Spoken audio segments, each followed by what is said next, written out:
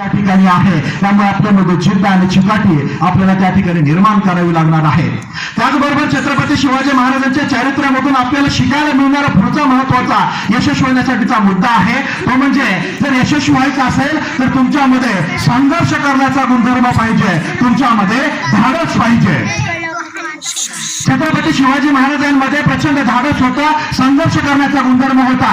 संघर्ष करण्याचा गुणधर्म का पाहिजे असतो, हिंमत धाडस का पाहिजे असते, कारण ज्यावेळेस आपण एखादं ध्येय ठरवतो आणि त्या ध्येयाच्या दिशेने मार्गक्रमण करत असतो त्यावेळेस त्या मार्गावरून जात असताना त्या ठिकाणी गुलाबाच्या पाकळ्या हातरलेल्या नसतात, तर त्या ठिकाणी अनेक प्रॉब्लेम, अनेक संकट, अनेक आव्हानं, अनेक अडथळे त्या ठिकाणी निर्माण होत असतात. आणि मग अशा प्रॉब्लेमला, संकटांना, समस्यांना जर सामोरं जाऊन जर यशस्वी व्हायचं असेल, त्या संकटातून जर बाहेर निघायचं असेल तर आपली या संकटाला सामोरं जाण्यासाठी मानसिक तयारी आधीच असणं गरजेचं असतं. जर संघर्ष करण्याची मानसिक तयारी आधीच असेल तर प्रॉब्लेम कितीही मोठा येऊ द्या, तो तुम्हाला त्या ठिकाणी काही तुमचं त्या ठिकाणी बिघडवू शकणार नाही. पण जर तुम्ही प्रॉब्लेमला घाबरला तर मात्र त्या ठिकाणी किंवा संघर्ष करण्याची तुमच्यामध्ये गुणवत्ता नसेल तर मात्र आयुष्यामध्ये प्रॉब्लेम आला तर त्या ठिकाणी तुम्ही त्या प्रॉब्लेमला घाबरून जाल. आणि प्रॉब्लेमला, संकटाला घाबरला तर त्या ठिकाणी हातपाय गळून जातील आणि हातपाय गळातले की बुद्धी काम करणार नाही आणि बुद्धीनं काम करायचं बंद केलं की त्या ठिकाणी तुम्हाला अपयश येईल.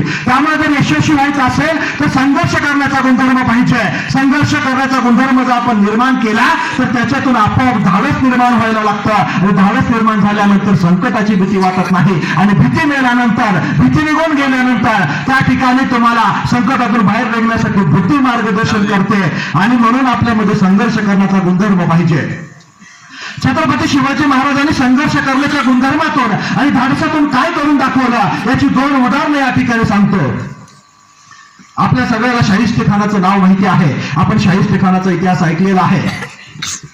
औरंगजेब बादशाह जो दिल्लीचा बादशाह होता, पूर्ण देशावर ज्याचं राज्य होता, या औरंगजेब बादशाहना छत्रपती शिवाजी महाराजांना संपवायला आणि स्वराज्याला संपवायला शाहिस्तेखानाला महाराष्ट्रावरती पाठवून दिला. शाहिस्तेखान हा औरंगजेब बादशाहचा मामा होता. हा शाहिस्तेखान छत्रपती शिवाजी महाराजांना संपवायला 1.25 लाख लोकांचं सैन्य घेऊन हा महाराष्ट्रामध्ये आला.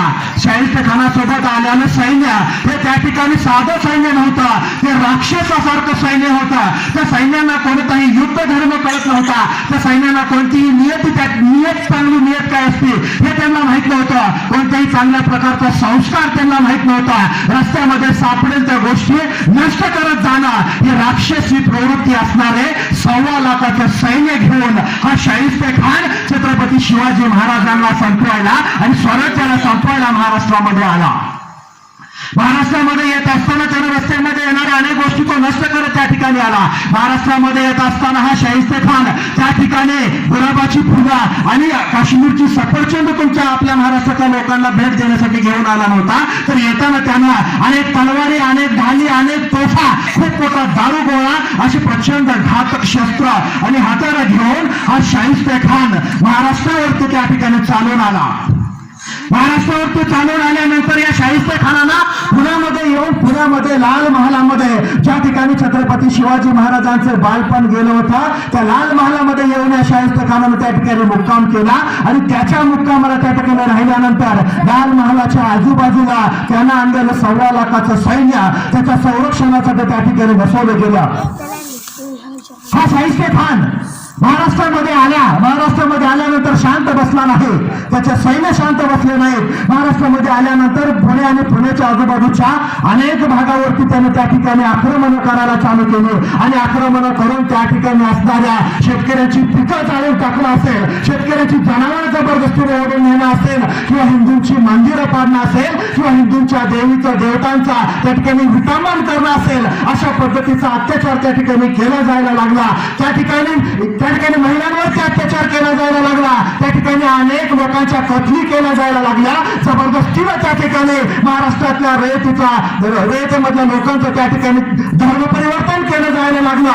छत्रपती शिवाजी महाराजांना या गोष्टी ज्यावेळेस कानावरती येत होत्या त्यावेळेस छत्रपती शिवाजी महाराजांची तळपायाची आग मस्तकाला जात होती. शाहिस्तेखान भले भला बलाढ्य असेल, 1.25 लाखाचं सैन्य घेऊन आलेलं असेल, परंतु या शाहिस्तेखानाचा बंदोबस्त केल्याशिवाय राहणार नाही. कारण मी जिजाऊचा आणि शहाजीराजांचा पुत्र आहे, याचा बंदोबस्त करणारच असा छत्रपती शिवाजी महाराजांनी त्या ठिकाणी निश्चय केला. महाराष्ट्रातल्या रयतेवरती अन्याय अत्याचार करणाऱ्या या शाहिस्तेखानाला धडा शिकवायचा निर्णय छत्रपती शिवाजी महाराजांनी घेतला. हा शाहिस्तेखान महाराष्ट्रामध्ये राहत होता, लाल महालामध्ये राहत होता आणि लाल महालामध्ये त्या ठिकाणी त्याच्या संरक्षणासाठी 1.25 लाखाचं सैन्य त्या लाल महालाच्या आजूबाजूला ठेवलं होतं. त्या 1.25 लाखाच्या सैन्याला भेदून शाहिस्तेखानापर्यंत लाल महालामध्ये पोहोचणं शक्य नव्हतं. मुंगीलाही जाता येणार नाही अशा पद्धतीचा कडक चोख बंदोबस्त त्या ठिकाणी त्याच्या सैन्याने केलेला होता. अशा पद्धतीचा कडक बंदोबस्त त्या ठिकाणी होता आणि म्हणून याला त्या ठिकाणी मगरुरी आलेली होती, अहंकार आलेला होता आणि म्हणून तो त्या ठिकाणी सैन्याला रयतेवरती अन्याय अत्याचार करायला पाठवून देत होता. परंतु छत्रपती शिवाजी महाराजांनी ज्या वेळेस रयतेवरती अन्याय अत्याचार करणाऱ्या या शाहिस्तेखानाला धडा शिकवायचा ठरवलं आणि 1.5 लाखाच्या गडाड्यामध्ये राहणाऱ्या 1.5 लाखाच्या सैन्याच्या संरक्षणामध्ये राहणाऱ्या या शाहिस्तेखानाला छत्रपती शिवाजी महाराजांनी फक्त 400 मावळे सोबत निघून लाल महालामध्ये घुसून हाणला. लाल महालामध्ये घुसून ताणून मारण्याचं काम छत्रपती शिवाजी महाराजांनी केला आणि रयतेवरती अन्याय अत्याचार केल्याचा बदला त्या ठिकाणी घेण्याचं काम छत्रपती शिवाजी महाराजांनी केलं. त्याच्याकडे 1.25 लाखाचं सैन्य आणि छत्रपती शिवाजी महाराजांसोबत फक्त 400 मावळे होते. तुम्ही संख्येनं किती आहात याच्यापेक्षा तुमच्यामध्ये किती हिंमत आहे, तुमच्यामध्ये संघर्ष करण्याचा किती गुणधर्म आहे याच्यावरती तुमचं यश अवलंबून असतं. हे आपल्याला छत्रपती शिवाजी महाराजांनी त्या ठिकाणी शाहिस्तेखानाला धडा शिकून आपल्याला दाखवून दिलेला आहे. त्यामुळे आपल्याला संघर्ष करण्याचा गुणधर्म या ठिकाणी छत्रपती शिवाजी महाराजांकडून घ्यायचा आहे. त्या ठिकाणी धाडस आपल्यामध्ये निर्माण करणं हा गुणधर्म आपल्याला छत्रपती शिवाजी महाराजांकडून घ्यायचा आहे. आयुष्यामध्ये अनेक प्रॉब्लेम येतील, अनेक संकट येतील, कधीही कोणत्या प्रॉब्लेमला मोठं समजायचं नाही आहे. प्रॉब्लेम कितीही मोठा असू द्या त्याला त्या ठिकाणी किरकोळ समजायचं आहे. छत्रपती शिवाजी महाराजांनी अफजल खान आल्यानंतर अफजल खानाला त्या ठिकाणी अफजल खान बलाढ्य होता, प्रचंड शक्तिशाली होता. 7.25 फूट उंची असणारा हा अफजल खान अंगापिंडानं सुद्धा छत्रपती शिवाजी महाराजांपेक्षा खूप बलाढ्य होता, प्रचंड ताकदवान होता. लोखंडाची पार सुद्धा दोन्ही हातामध्ये धरून वाकडी करण्याची क्षमता त्या अफजल खानामध्ये त्या ठिकाणी होती. बाहुबली पिक्चर आपण सगळ्यांनी बघितलेला आहे. त्याच्यामध्ये भल्लाल देव नावाचा जो व्हिलन आहे तो एका बुक्कीमध्ये रेडा मारतो. त्याच पद्धतीची एका बुक्कीत रेडा मारण्याची ताकद अफजल खानामध्ये होती. म्हणजे शारीरिक दृष्ट्या प्रचंड शक्तिशाली असणारा अफजल खान छत्रपती शिवाजी महाराजांना संपवायला आणि स्वराज्य संपवायला महाराष्ट्रामध्ये आला. पण छत्रपती शिवाजी महाराजांनी त्याला त्या ठिकाणी मोठा प्रॉब्लेम असं समजलं नाही आणि अफजल खानाला त्या ठिकाणी रयतेवरती अन्याय करणाऱ्या छत्रपतीला संपवण्याचा शपथ घेतलेल्या आणि महाराष्ट्रामध्ये येऊन त्या ठिकाणी अनेक मोठा अत्याचार केलेल्या अफजल खानाला छत्रपती शिवाजी महाराजांनी त्या ठिकाणी संपवलं. ज्यावेळेस छत्रपती शिवाजी महाराज अफजल खानाच्या भेटीला गेले त्यावेळेस त्या ठिकाणी अफजल खानाने छत्रपती शिवाजी महाराजांच्या पाठीमध्ये वार केला. परंतु छत्रपती शिवाजी महाराजांनी अफजल खानाच्या पाठीवरती वार नाही केला, तर डोळ्यामध्ये डोळे घालून समोरासमोर उभा राहून अफजल खानाला उभाट्या फाडण्याचं काम छत्रपती शिवाजी महाराजांनी केलं. ज्या पद्धतीने भगवान विष्णूने नरसिंहाचा अवतार घेऊन हिरण्यकश्यप नावाच्या राक्षसाचं पोट फाडून त्याला मारण्याचं काम केलं होतं, त्याच पद्धतीने छत्रपती शिवाजी महाराजांनी या अफजल खानाला त्या ठिकाणी मारलं, अफजल खानाला त्या ठिकाणी संपवलं. कारण याच्या पाठीमागे छत्रपतीला यश मिळवल्या पाठीमागे कोणता गुणधर्म आहे जो आपल्याला शिकायचा आहे आणि तो गुणधर्म आहे तो म्हणजे संघर्ष करण्याचा गुणधर्म आणि हिंमत. हे 2 गुणधर्म आपल्याला सुद्धा छत्रपती शिवाजी महाराजांकडून शिकून घ्यायचे आहेत. आज या ठिकाणी एक गोष्ट लक्षामध्ये ठेवा की प्रॉब्लेम कितीही मोठा असू द्या त्याला मोठं समजायचं नाहीये, त्याला किरकोळ समजायचं आहे.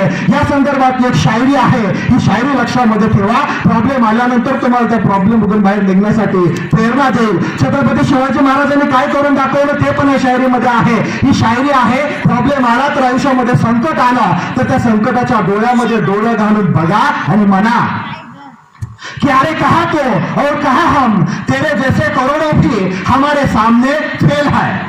अरे कहा तू और कहा हम, तेरे जैसे करोड़ों भी हमारे सामने फेल है. तेरे जैसे को मसल के फेंकना ये हमारा रोज का खेल है. तेरे जैसे को मसल के फेंकना ये हमारा रोज का खेल है. त्यामुळे प्रॉब्लेमला, संकटांना घाबरायचं नाही आहे. छत्रपती शिवाजी महाराजांच्या आयुष्यामध्ये अनेक संकट आले, अनेक प्रॉब्लेम आले, पण छत्रपती शिवाजी महाराज कधीही घाबरले नाहीयेत. आपल्याही आयुष्यामध्ये अनेक प्रॉब्लेम येतील, संकट येतील, आव्हानं येतील, समस्या पुढे उभा राहतील. आता सगळं संपलं अशा पद्धतीचा विचार सुद्धा मनामध्ये येईल, त्यावेळेस घाबरायचं नाही आहे. छत्रपती शिवाजी महाराजांचा चेहरा आपल्या डोळ्यासमोर आणायचा आहे. आणि माझी ही शायरी त्या ठिकाणी आठवायची आहे की मुश्किलें तो आती रहेंगे तू उठ और पहाड़ बन जा. मुश्किलें तो आती रहेंगे तू उठ और पहाड़ बन जा. कुत्तों को भौंकने दे तू चल और शेर की दहाड़ बन जा. कुत्तों को भौंकने दे तू चल और शेर की दहाड़ बन जा. तो आपल्याला लक्षामध्ये ठेवायचं आहे. त्याचबरोबर संघर्ष करण्याच्या गुणधर्माबरोबरच आपल्याला छत्रपती शिवाजी महाराजांकडून सहनशीलता आणि दुर्लक्ष करण्याचा गुणधर्म या ठिकाणी शिकून घ्यायचा आहे. सहनशीलता आणि दुर्लक्ष करण्याचा गुणधर्म का शिकायचा आहे? कारण आपण जे ध्येय ठरवलेलं आहे आणि त्या ध्येयाच्या मार्गावरून जात असताना त्या ठिकाणी काही कारणाने अपयश येऊ शकतं. अपयश येणं चुकीचं नाही, परंतु अपयश आल्यानंतर पुन्हा न उभं राहणं हे चुकीचं आहे. अपयश हा गुन्हा नाही, परंतु अपयश आल्यानंतर पुन्हा काम न करणं किंवा पुन्हा त्या ठिकाणी प्रयत्न न करणं याच्यासारखा मोठा गुन्हा या जगामध्ये दुसरा कोणता नाही.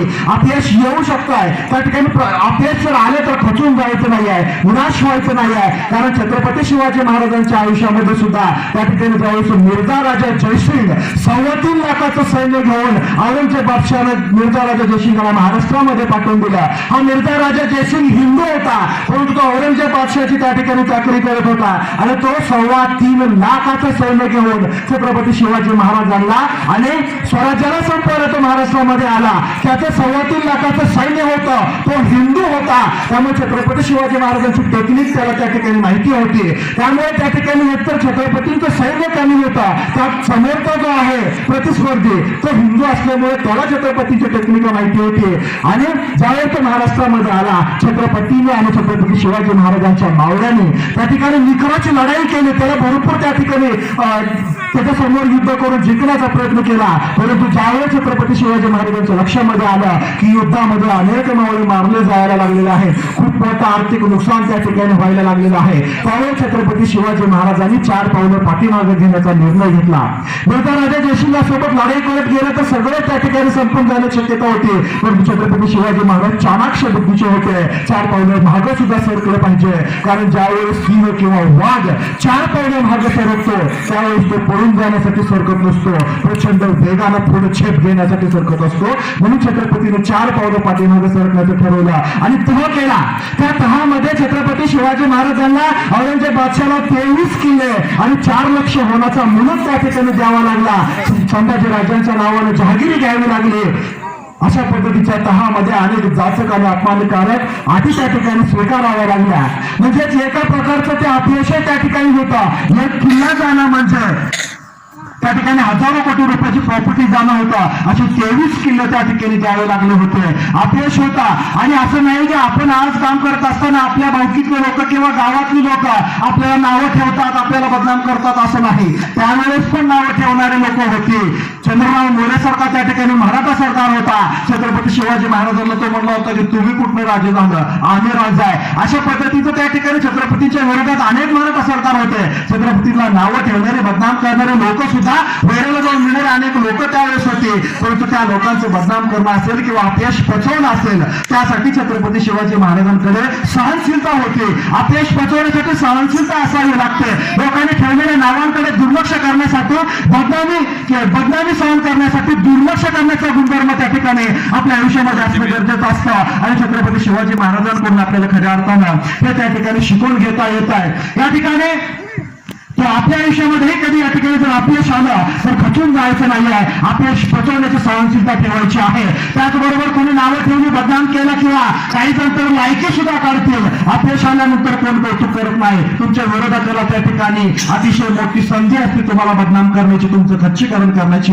त्यामुळे जर अपयश आलं तर त्या ठिकाणी सहन करण्याची सहनशीलता आणि दुर्लक्ष करण्याचा गुणधर्म आपल्याला या ठिकाणी राजांकडून शिकून घ्यायचा आहे. या ठिकाणी माझी एक शायरी आहे. जर तुम्ही तुमचं स्वप्न जर त्या क्षेत्रातल्या ज्ञानी व्यक्तींसोबत चर्चा करून ठरवलं असेल, जर तुमचा आत्मविश्वास कधीच तुटत नसेल आणि तुमच्या अंतरात्म्याचा आवाज पुन्हा पुन्हा तुम्ही जिंकणारच, तुम्ही यशस्वी होणारच असं जर तुम्हाला सांगत असेल, म्हणजे पुन्हा एकदा सांगतोय, जर तुम्ही तुमचं ध्येय त्या क्षेत्रातल्या ज्ञानी आणि अनुभवी व्यक्तीसोबत चर्चा करून ठरवलं असेल, तुमचा आत्मविश्वास कधीच तुटत नसेल आणि तुमच्या अंतरात्म्याचा आवाज तुम्ही यशस्वी होणारच हे जर तुम्हाला पुन्हा पुन्हा सांगत असेल, तर तुम्ही यशस्वी व्हावा ही पांडुरंग परमात्म्याची इच्छा आहे, तुम्ही यशस्वी व्हावा ही प्रभू श्रीरामाची इच्छा आहे, तुम्ही यशस्वी व्हावं ही देवाची इच्छा आहे असा त्याचा अर्थ होतो.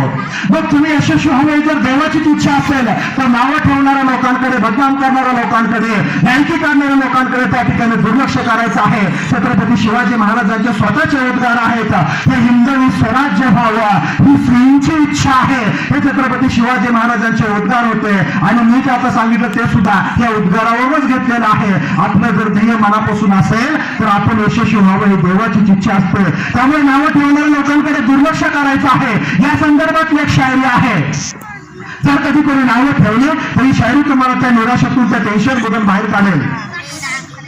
यहाँ किसी की औकात नहीं है जो सूरज के सामने खड़ा हो सके, यहाँ किसी की औकात नहीं है जो सूरज के सामने खड़ा हो सके, आज तो कोई पैदा नहीं हुआ है जो भगवान से ज्यादा बड़ा हो सके, आज तो कोई पैदा नहीं हुआ है जो भगवान से ज्यादा बड़ा हो सके.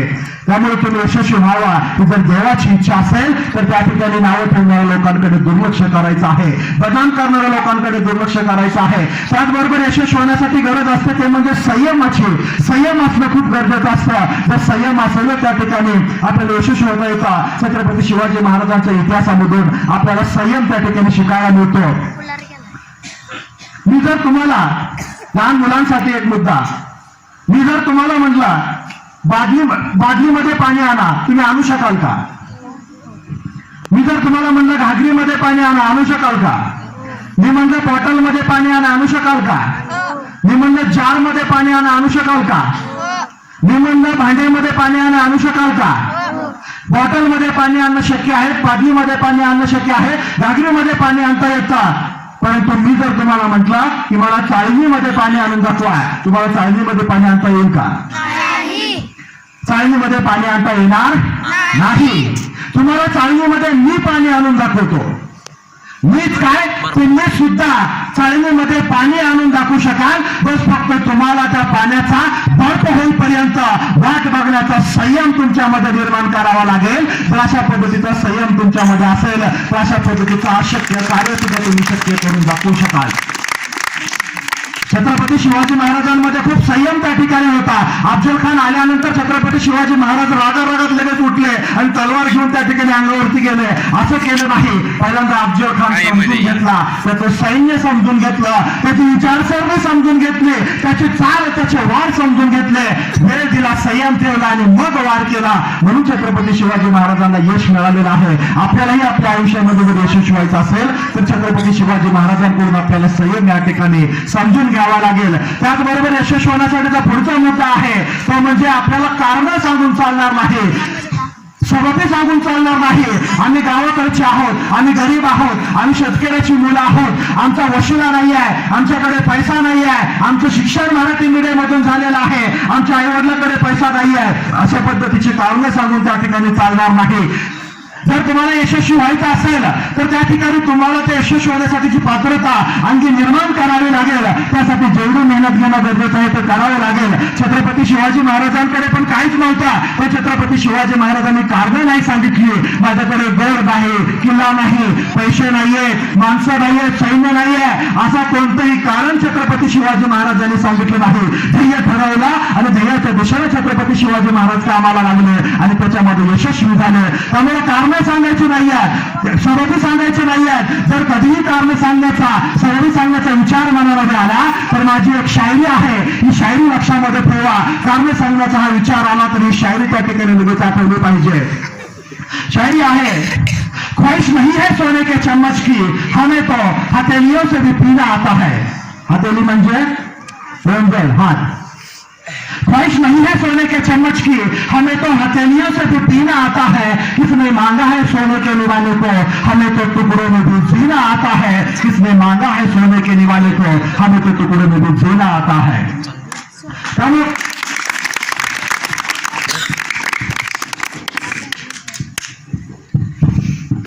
सांगायचे नाही आहेत, सबबी सांगायचे नाही आहेत. यशस्वी होण्यासाठी जेवढे गुणवत्ता निर्माण करण्यासाठी जेवढी मेहनत घेणं गरजेचं आहे तेवढी मेहनत त्या ठिकाणी घ्यायची आहे. आणि छत्रपती शिवाजी महाराजांचा चेहरा डोळ्यासमोर ठेवायचा आहे. कारण राजाने कधीही कारण सांगितले नाहीये. अफजल खान आलाय, मोठा आहे, डेंजर आहे, मी काय करू? छत्रपती शिवाजी महाराजांनी कारण नाही सांगितलं. शाहिस्ते खान आलाय, दिलेर खान आलाय, प्रचंड सैन्य घेऊन आले, अशा पद्धतीचं त्या ठिकाणी शिवाजी महाराजांनी कारण सांगितलं नाही. बस त्या ठिकाणी त्यांनी निश्चय केला आणि यशस्वी होऊन त्या ठिकाणी दाखवलेला आहे. त्यामुळे कारण सांगायचे नाहीयेत. त्याचबरोबर यशस्वी होण्यासाठी पुढचा महत्वाचा मुद्दा आहे तो म्हणजे आपल्याला जर यशस्वी व्हायचं असेल तर यशस्वी होण्यासाठी पुढचा महत्वाचा मुद्दा आहे तो म्हणजे आपल्याला या ठिकाणी मी जे या ठिकाणी महत्वाचे मुद्दे सांगितलेले आहेत या मुद्द्याचं रोजच्या रोज मूल्यांकन करणं. तुमच्याकडे कोणती क्वालिटी आहे, कोणती गुणवत्ता आहे, तुम्ही रोज किती काम केलेलं आहे, काही चुका झालेल्या आहेत, त्या चुकांचं मूल्यांकन रोजच्या रोज केलं पाहिजे. आणि मूल्यांकन करून काय कमी पडलं, आपण कुठं कमी पडलेलो आहे, कुठं आपलं चांगलं काम झालेलं आहे याचं मूल्यांकन त्या ठिकाणी आपल्याला करता आलं पाहिजे. जर याचं मूल्यांकन आपल्याला त्या ठिकाणी करता आलं तरच खऱ्या अर्थानं आपल्याला त्या ठिकाणी आपल्या आयुष्यामध्ये यशस्वी होता येईल, नाहीतर आपल्याला त्या ठिकाणी यशस्वी होता येणार नाही.